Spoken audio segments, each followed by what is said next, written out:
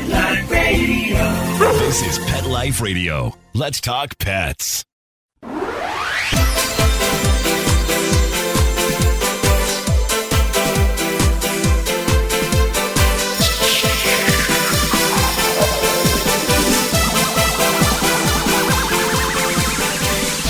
Hello, you're listening to Animal Party on Pet Life Radio with me, Deb Wolfe, your host.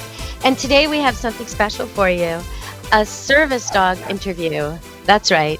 You may have read in the newspaper or heard about long waits and people doing without. And there was something in the Toronto news that I'll talk about in a little while that was disastrous. But people really need these service dogs, and there aren't enough to go around. And I recently met a few people who are trying to change that. So Service Dogs Unleashed is the company we're profiling today. And with me today is Jenn Corcho and Sharron Cole. Welcome to the show, Sharron and Jenn. Hi. Thanks for having us. Well, I met you with a couple. Well. Oh, yeah. Well, I met you both at the same time with a couple of lovely, lovely dogs. And maybe we can start by I know you both like to talk about your dogs, so let's start there. What kind of service dogs did I meet? And tell me what those beautiful dogs were up to. So our service dogs actually help us with medical needs as well as stability, as well as other things like with the medical alert, we're looking for seizures alert, PTSD, which is your post-traumatic stress disorder, as well as other psychiatric needs that a client would require. So my dog is actually medical as well as stability. Okay. So when I met you, you were walking with 2 crutches. So how does the dog work with the devices you're using? I mean, I know that not every dog can handle that. Right. So for myself, I use a hands-free lead. So I put the lead around my waist, so I don't actually have to use the lead in hand. But I also use a wheelchair as well for my mobility. So the dog has to be able to navigate that, not be afraid of it, get out of the way, and definitely not pull down a person who's walking with crutches or dart away from someone who's in a wheelchair. So it takes a pretty special dog. Now, when I met you both, Sharron and Jenn, you came in with the most adorable blonde golden retrievers, only they weren't quite golden retrievers. So maybe you want to explain that a little bit? Yeah, so we have a line of dogs that we call sport retrievers and mini sport retrievers. They're usually a mix of Cocker Spaniel and golden retrievers. Okay, so now people are listening going, what? Cocker Spaniels and golden retrievers? So why those two? What's going on? Why would you? I mean, I kind of know, but most people don't think of a Cocker Spaniel as a working dog, even though if you ever throw a ball for one, you sure will find that dog will bring it back and bring it back and bring it back. It's a working dog. But why a Cocker Spaniel of all the dogs on the earth? Why them? Cocker Spaniels are known to be super intelligent. Whereas, like, if you were to go with, like, a Papillon, they would be too yappy in that regard because they talk a lot. For a Cocker Spaniel, they're a working dog because they're originally bred for gun dog, which means that they were for hunting small game like rats, other rodents, rabbits, and including birds. Well, yeah. And also, like, when I think of Cockers, there's something in going small that makes them less intimidating, right? Yeah. And also they live a lot longer. Oh, I see. So you're taking a golden retriever, lovey dog, and you're breeding it with something that wants to work and lives long and doesn't scare anybody. So that's a smart move. I mean, yes, Jenn? Typically, the average lifespan of a purebred golden retriever is 14 years. Right. Okay. So if you're lucky. If you're lucky. So typically that's why we like to breed our dogs with another dog and make a hybrid. So that way the longevity of the dog is there. Now that's kind of a double whammy because not only are you getting what some would declare as hybrid vigor, whenever you take 2 breeds that aren't the same, you're less likely to get the genetic problems that have arisen by breeding over the years. Correct. So there's the 1 plus, and then you're breeding to a small dog, and usually small dogs live longer than big dogs. So you got double going for you there. Now, I know that it takes a long time to train a service dog. So you definitely don't want a Great Dane to be a service dog because he only grows up at 2 or 3. And by the time he gets to 6 or 7, he's in his geriatric years. So you wouldn't get a lot of work out of him. How long does it take to train these dogs, Jenn? It takes about 2 whole years to fully train a service dog. Yeah. 2 full years. Okay. And so, like Sharron said, it takes 2 full years to train a service dog and about $35,000 to train one dog. Wow. And the wait list, what are we looking at? If I were to say I had an autistic child and I wanted a dog to help her or him, how long would I have to wait and how much would it cost me right now? Okay, so typically speaking, wait lists can be anywhere from 2 to 5 years. And as far as cost to a client, there is no cost because all the agencies are nonprofit. So everything does come out of our own pocket. We actually have to rely on sponsors to help us with food costs and any other charitable donations that they would like to give us. Sharron, you want to touch base on that as well? You know what, Sharron? I'd love you to spell out what do you need? What do you need? Because this is the time to tell everybody. If you're out there and you're thinking, you know what, I'd like to help these people get more service dogs for more people, what's on your wish list? We need more donors and we need volunteers as well as sponsors. And fosters. Okay, so tell me what's involved in a foster?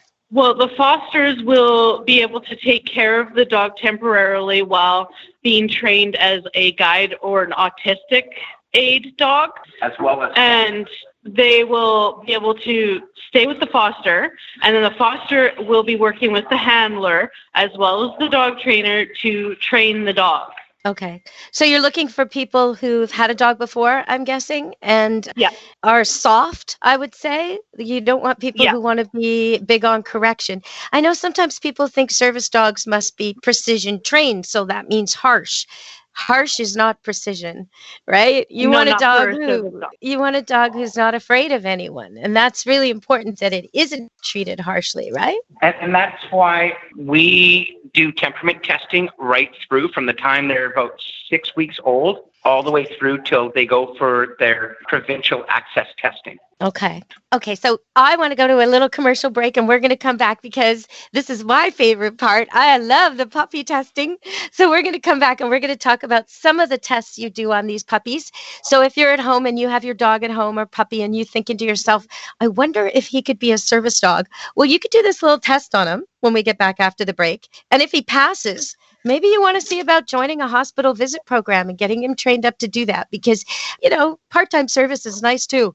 And it's really, really rewarding for everyone. But we're going to talk about how to test your dog coming up next on Animal Party with Pet Life Radio. My guests are from Service Dogs Unleashed, and they're trying to help with this really long wait so more people get service dogs quicker. All right, everybody, stay tuned to Animal Party on Pet Life Radio. We'll be back.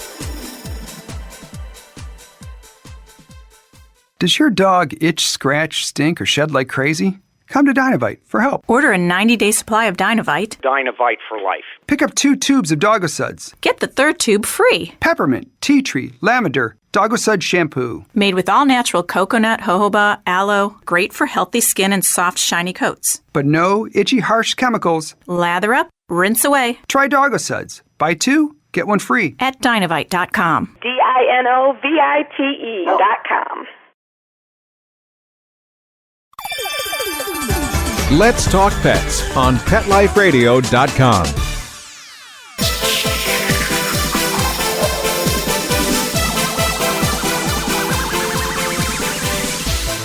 Hello, you're listening to Animal Party on Pet Life Radio with me, Deb Wolfe.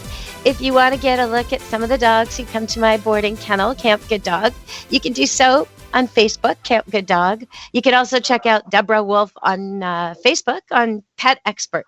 Deborah Wolfe, Pet Expert on Facebook. That's my expert page.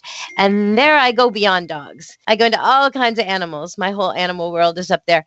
But right now we're talking to Service Dogs Unleashed. And there's a bit of a tie-in here because I was looking at Facebook and I saw one of my puppies on their website. right. And I'm proud of that. So Gunner, the little golden retriever, tested through the roof. And what does that mean for Gunner, Jenn?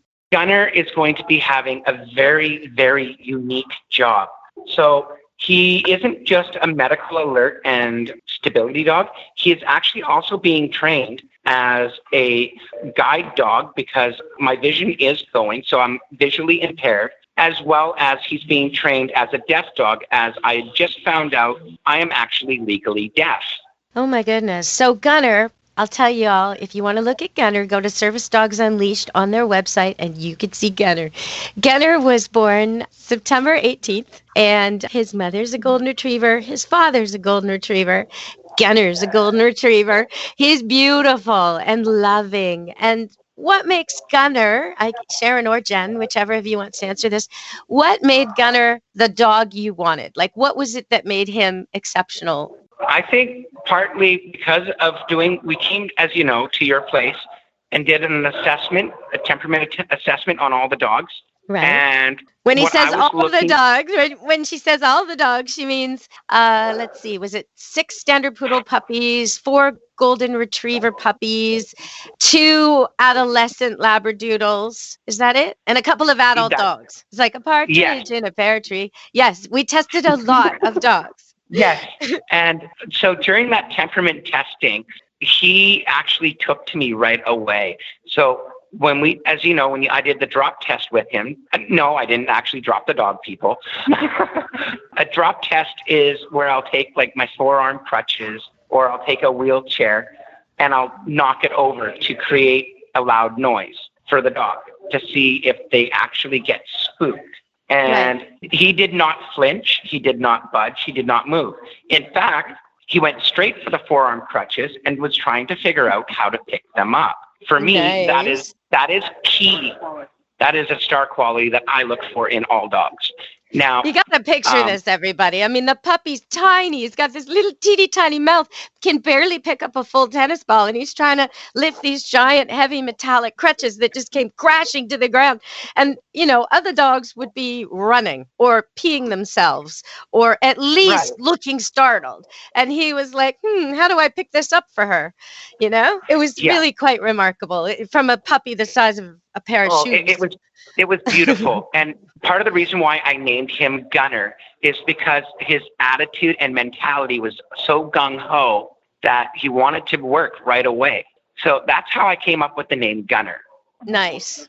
Okay, so let's go through this a little bit. With that too, after we were done the assessment with him, he just gunned right towards the door to go play with his mates outside. And that was the other reason. He took off like a bullet out of a gun, you know? Right. Well, he was kind of a strange situation in that he was the only boy in his litter, which is rare. So he was just a little bit bigger, just a little bit tougher than the girls, and yet he wasn't a bully at all, which is also unusual when you're the only boy and just a little bit bigger and tougher. But he, so we outlined that a little bit. One of the things you did is you take an object the puppy doesn't know that's loud, and you drop it. And you see, if he does startle a bit, that's okay too, though, right? They don't have to be completely oblivious to the object, or they don't have to fetch it.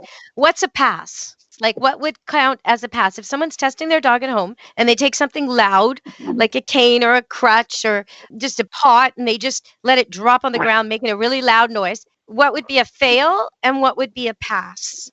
Okay, well, prime example would be my other dog that I had. His name is Dakota, and he is afraid of practically everything, like crutches, wheelchairs, shopping carts, and so forth. So we can't have that. We're actually still working with him to make him better. Now, obviously, he is getting better. I've been doing a lot of work with him, and he's actually improving with tasks. He's being closer to wheelchairs now. And when I put a dog like him is going to take so much more work. So if people are testing their dogs at home, if your dog, if you make this loud noise test and your dog runs from it or cowers from it or is scared of it, he's probably not a candidate for visiting the hospital, because that's the kind of thing that happens at the hospital. Well, not true. They can still be candidates. They can still be candidates for hospital. Okay. But their role in the hospital would be different, as such as they can do deep pressure therapy, which is DPT. Okay. And that's what most people want in a hospital, like especially in the geriatric ward or pediatric ward. They're actually finding in studies that people with brain injuries are actually recovering quicker from having a therapy dog. Okay, so DPT, that's touch? Is that when the dog actually climbs onto the person and leans his weight against them? Is that what you're talking about? Yeah. Oh, yeah, wow. exactly. Okay. And that helps people with brain injuries? Yes, they've actually been doing studies with it. In the American Medical Journal, there's been some major improvements with that. Now, a therapy dog also can go to many different people. It's not just to one person. Actually, it's kind of funny we're doing the radio show today on pets because actually we have a client here who has one of our service dogs, and their dog is actually for seizure alert and stability. Okay, so that's really interesting. I had a standard poodle a year ago born that it was here for a long time. She was here for a long time because she was supposed to go to a special needs person. And then that patient got taken into care, so the dog was no longer needed. So she came back. And because she'd been partially trained, I kept it up and taught her to touch and do all these things. Then she went to Vancouver Island, and she's now working for a child. This little poodle, 50-pound standard poodle, is now detecting seizures for this little girl.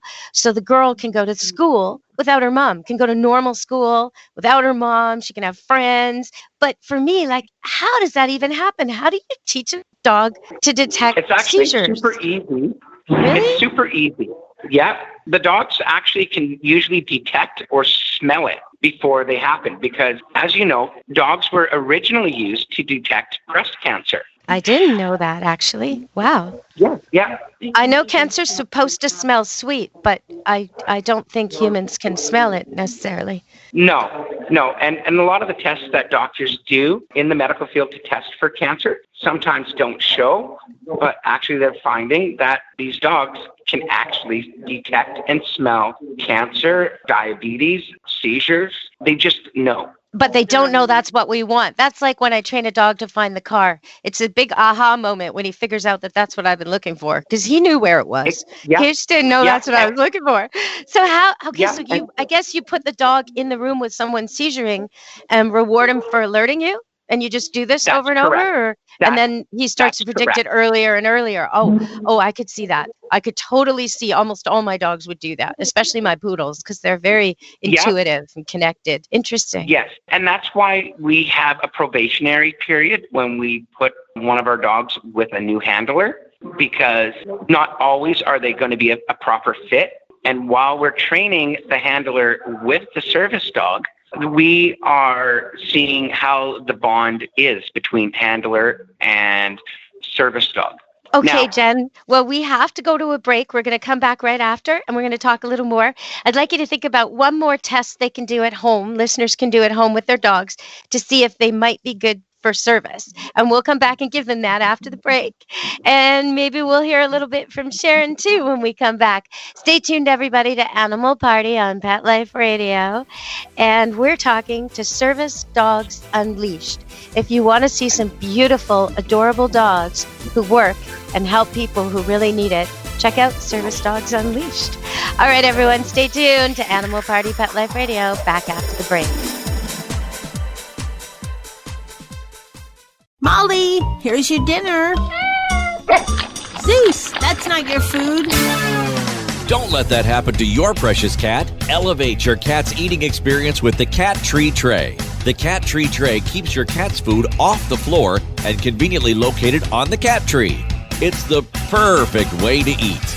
It's a beautiful wrought iron tray that easily attaches to your cat tree and keeps dogs and other critters out of your cat's dish. A must for multi-pet households. There's a 6-inch tray for large bowls and a 4-inch tray for smaller bowls. Purchase your Cat Tree Tray today. Go right now to cattreetray.com. That's cattreetray.com. CATTREETRAY.com.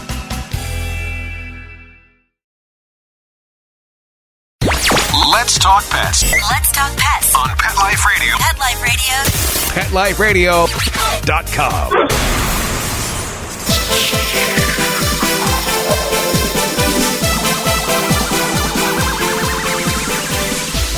Hello, you're listening to Animal Party Pet Life Radio. When Jenn and Sharron and their service dogs walk down the street, it's like an entourage. It's like rock stars. People come out of the woodwork to smile at them and nod at them and look at these beautiful Goldens, small Goldens, with their jackets on. And it's a beautiful thing, really. So if you want to get involved, please check it out. There's all kinds of ways to help. And also, if you're looking for a dog for someone, if you're looking for a service dog, they are making it extremely affordable, and they are helping to get those wait times down. So you might want to contact them about that as well. All right. So Jenn and Sharron, give me another test, please, for people at home. What else can they do to make sure they're not bringing a dog who'd rather not be there into the hospital, that they're picking the right dog for this? So first of all, I would suggest that they put their finger in the puppy's mouth. And if the puppy bites down, that puppy is not a great candidate. And then the second thing that they can do is they can make the dog work for food. So if the dog is eager and willing to work for, like, say, a treat or just a piece of kibble, then that would be the best candidate for the temperament. But also, too, we look for dogs that will also just rather be heavily praised with hands-on praise, like petting and saying, "Good job. This is what we want you to do." Because sometimes even a dog without a high food drive is a good dog for service. Don't discount that. They will always I'm glad you're saying that, because some of it is breed. Standard poodles really don't give a hoot about food, but they so love it when you tell them how good they are. Whereas my lab, he'll do anything for food. Anything. Yeah. And some dogs will work for something else, like a ball. You see that a lot with the detection dogs at the border. Right. They're high energy sporting dogs. They'll work for fetch. They'll do anything. They'll even find drugs if you promise you'll give them the ball if they succeed. So it's, as long as they're hardworking is what you're saying, I think. That's right. And also you want to make sure the dog doesn't have a high prey drive, because dogs that have a high prey drive tend to kill birds and cats and go after children sometimes. And that's the kind of aggression we don't want in a service dog. We do not want any aggression in the dog whatsoever. If there's any sign of aggression, you can usually spot it right away, and that will not be a service dog. Okay, so $35,000 sounds like a lot of money. I don't know how you're able to do this. You must be able to get the price down somehow. $35,000 for every single dog in 2 years. That just is so costly. My goodness. How are you managing? In the middle. We're doing an ongoing bottle drive right now. So if anybody has any bottles that they would like to donate, bring them down. Okay, so now Sharron's talking about the Lower Mainland, Greater Vancouver area. This show is broadcast worldwide. The station is in Florida, so it's got a huge, heavy American audience. But also, there are some Vancouverites listening. So if you're in the GVRD, if you're in the Vancouver area or the suburbs of Vancouver, British Columbia, Canada, they're looking for bottles. If you're not, then go to their, should it be Facebook? Is that where they should find you? Yeah, Facebook at Service Dogs Unleashed. Okay. We also have Instagram, which is service_dogs_unleashed at Instagram, as well as they can drop us a line at servicedogunleashed@gmail.com. I know there's a lot of listeners out there that don't know who's who here. So, well, you're Jenn. We've been talking to Jenn, and Jenn has described Gunner. And we were talking a little bit to Sharron on the side there.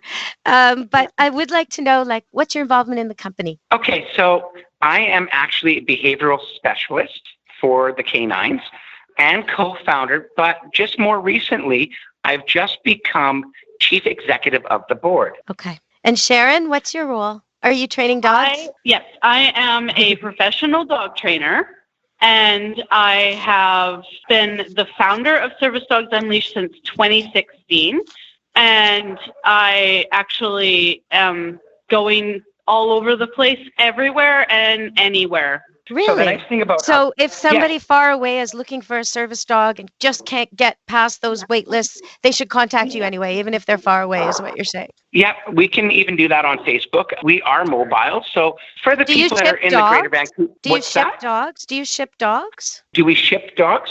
Yes. We typically don't, but have them come to us. we would have the new prospective client come to us and take You know a what? look And I think at that's important. I think it's important to highlight this because lately I've been hearing, because my poodles last year, the litter of 9, 3 of them tested well for service. And now this year, 4 Goldens and 2 poodles and 1 Labradoodle tested well for service. I'm kind of getting a lot of attention from people who want service dogs, as well as people who are interested in them and providing them and yourselves. But I have had these stories come to me where they buy a dog from me or they ask for a dog from me and they tell me, we already spent $15,000 on a dog who never arrived. We already did this, that, and the other. And there are a lot of scam artists out there. Recently in Toronto, my sister, who's a high school teacher, had a lovely student who was waiting and waiting and waiting for a dog, a service dog from California. They paid $15,000 for this dog. When the dog came, the dog wasn't even house trained. It was aggressive. It wasn't a service dog at all. And the end of the story is horrible. The young woman actually took her life. And, I just want to highlight for everybody out there, service dogs, you need to be trained with it when you get matched up. So if you're being approached online or you're trying to buy a puppy for someone who's truly a special needs person who needs help, needs an assistance dog, you need a program that you're going to go with the person the dog's supposed to help and receive some training, dog and handler, dog and patient, if you will. If they're just shipping you a dog that you've never met, this is probably a scam. Now, so be aware of that. And the other way you can also find out if the company is a scam, you can actually go to the AD Assistance Dog International and talk with Christine, because she's the head of ADI, and she could tell you what agencies in the States and Canada that are accredited as a service dog agency. Now, there are some companies out there that are not accredited yet, but you want to go with an accredited organization that is nonprofit. So everything that the organization does is strictly out of pocket or through sponsorship or donations or fundraising. Now, with that being said, I would like to advise the public that if you're going to go with a non-accredited organization, I would strongly suggest one that doesn't ask you for money. Okay. Because we, as Service Dogs Unleashed, we do not ask for money, right? Well, how do you do it then? If you have someone come to you, you must have more people than you have dogs. So how do you deal with this? There's never going to be There's never ever going to be enough dogs. That's true. Right? And the timeline to get these dogs out is always going to be a long time. Always. Right. Every agency that we've talked to, their wait list right now is 10-year wait list. But some have even actually closed their doors on applications because they're just overwhelmed with how many people are requiring a service dog. When I think of the little girl that I helped on Vancouver Island, 10 years, she'd be done with school by then. It's not in time. It's just not. No. She'd be an adult already, and homeschooled, or her mother sitting beside her class, one of the two. We want to open the doors and get people that need these dogs in a timely fashion. We're different from everyone else. Our main goal and mission is to improve the quality of life of those that are in wheelchairs, that are autistic, deaf. We are even right now trying here in Canada to get dogs to the VA, which is Veteran Affairs. Because as you know, that would be good. Yeah, that would be good. The vets suffer from post-traumatic stress disorder to the point that some of them actually take their lives. And we can't have that. We need to be there for our men and women of service, whether they're VPD, RCMP, fire departments across the country. They need service animals. Oh, I totally agree. There was recently a bunch of situations, and I guess the highlight of them all was the peacock, where people tried to travel and get special permission to take pets because they claimed they had anxiety issues. And someone actually tried to get on the plane with a peacock. And so that's why I think it's so important that we differentiate between people who truly need these animals and truly working animals and the people who are just trying to get their dog on a free flight. Okay. I have a very good story about that. I was on the SkyTrain not long ago, And I actually seen somebody sneak their pit bull, untrained and not a service dog, on the train, like Joyce Collywood, and they got off at New West, and the transit security was literally right in front of them, and they didn't even see them. Oh, my goodness. But also, too, we have a more recent story that's hilarious as hell. We just had a new client approach us wanting to get a service dog, but if they couldn't get a service dog, they wanted to train their pet rat as a therapy rat. Yeah. and we had to laugh. We're not in the business of training cats or rats or guinea pigs or gerbils or any other four-legged creature that is not a dog. It's like a Larson cartoon, the service cat, you know. But there are service cats. There are anxiety animals, and some animals can do the job besides dogs. But when you're talking about helping someone who can't see or can't walk, you need a four-legged dog. That's what you need. You need that dog. You need a dog who's stable and big. Yeah. Not a little teeny tiny rat crawling onto the subway or the bus or the SkyTrain. That's ridiculous. Yeah. I mean, my disability, like a lot of people don't notice it, but I had a horrific accident in 2011 where I fell in my home. And as you know, stats show that most accidents actually happen in the home or close to home. And my accident, unfortunately, took place October 22nd, 2011, in my home. I fell in my home in the bathroom and snapped my neck. I've got a T7, T8, L4-5, herniated tailbone, displaced pelvic, severed nerves, pinched off bowel, pinched off bladder. And that is why I require a service animal that's able to assist me with many different tasks. Well, you know, we've almost run out of time, and I wish we had more time. So I'm going to invite you back. I hope you can come back. We'll book a time if you're willing, because I'd love to talk more. We would love to come back. Oh, it was so good. All right. So everybody out there, if you want to check them out, go to Facebook, go to Service Dogs Unleashed, and you can actually see some of these puppies learning things. Gunner has already got house training now, and he's grown a lot. He's with me. I'm sort of the foster for now, and he's getting along with some of our guests at the boarding kennel, Camp Good Dog, as well as I've taken him away from his mother because I thought it was time.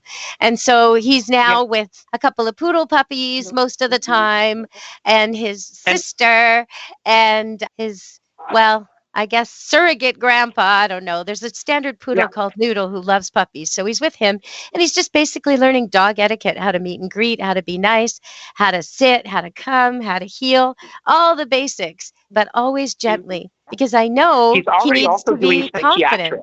And he's doing psychiatric already. So I was at Camp Good Dog, 3 weeks ago, and I was doing some work with Gunner. I was going to take him for a walk, but he actually had other ideas where he wanted to do EPT right away. He did not want to go for a walk. He wanted me to sit down, and he actually climbed to my lap and sat there and applied pressure to me. Wow. Well, you know, you've picked the right puppy. Okay, we've got to go. We've run out of time today on Animal Party, Pet Life Radio. Jenn and Sharron. Okay, one more thing, but we really do have to go. Yeah, I was going to say, for everyone who's going to our Facebook page, that Service Dogs Unleashed, please drop a like, write a comment. It doesn't matter. All publicity is good publicity for us. Oh, okay. Well, I'll have you back on the show because that's good publicity too. All right, everybody out there, Animal Party, Pet Life Radio listeners, be good to your animals. Until next time, from me, Deborah Wolfe. Let's Talk Pets, every week on demand, only on PetLifeRadio.com.